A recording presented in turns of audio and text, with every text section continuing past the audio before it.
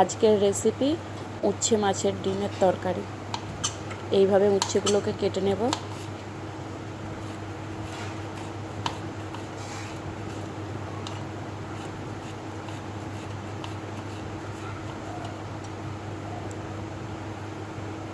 উচ্ছেটা কাটা হয়ে গেছে, এটাকে এই বোলের মধ্যে তুলে রাখলাম ধোয়ার জন্য। এরপর আলু কেটে নেব। গোল গোল করে প্রথমে কেটে নিলাম, এরপর লম্বা লম্বা স্লাইস করে কেটে নেব।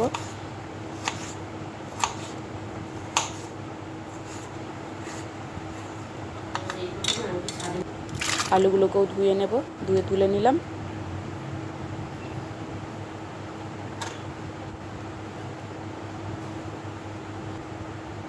পেঁয়াজ কেটে নেব একটা।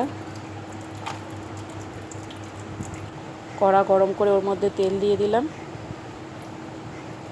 তেল দেওয়ার পর এটার মধ্যে আমরা পেঁয়াজটা দিয়ে দেব, কেটে রাখা পেঁয়াজটা।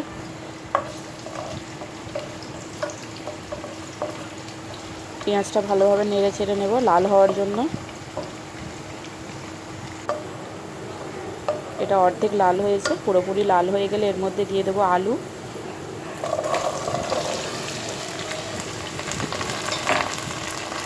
আলুটা দিয়ে দিলাম, আলুটাকে এবার ভালোভাবে নেড়ে নেব।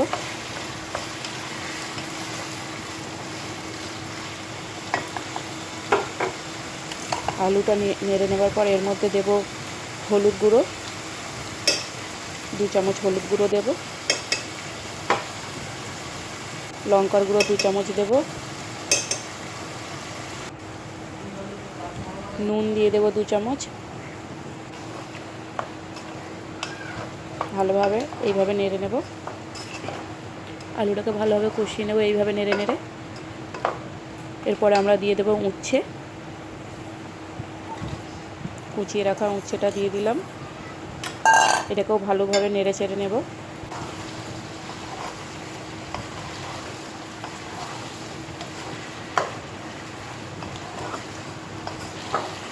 এটাও ভালোভাবে কষিয়ে নেড়ে নেওয়ার পর এটার মধ্যে ঢাকনা দিয়ে দেব মিনিট 5 জন্য। 5 মিনিট পর আমরা ফিরে আসছি। মাছের ডিমটা এর মধ্যে দেব, ছোট ছোট টুকরো করে করে দেব, কাঁচাই দেব।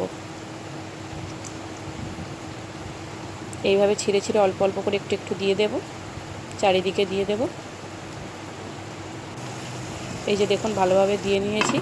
এটাকে 3 মিনিট কুক করার জন্য ঢাকাটা দিয়ে দিলাম। এইভাবে দেখুন হাফ সিদ্ধ হয়ে গেছে। এটাকে ভালোভাবে আমরা নেড়ে নেব।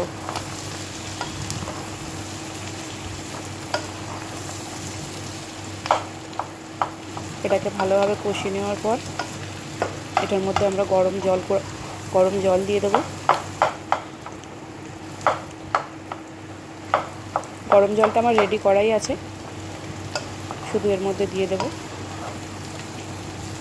তার আগে একটু ভালোভাবে এইভাবে কষিয়ে নেব। এরপর দিয়ে দেবো এর মধ্যে জল।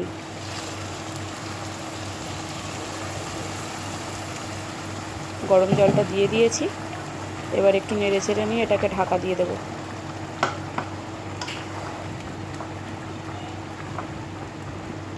ঢাকা দেব মিনিট 10 জন্য ঢাকা দেব। 10 মিনিট পর দেখুন জলটা একটু কমে গেছে। এটাকে আমরা আবারও একটু নেড়ে নেব। এবার এটা থেকে একটু আমরা ঝোল তুলে চামচের মাধ্যমে একটু টেস্ট করে দেখব নুনটা ঠিক আছে কিনা। যদি লাগে আবার দেব একটু নুন অল্প, অবশ্যই টেস্ট করে নিয়ে।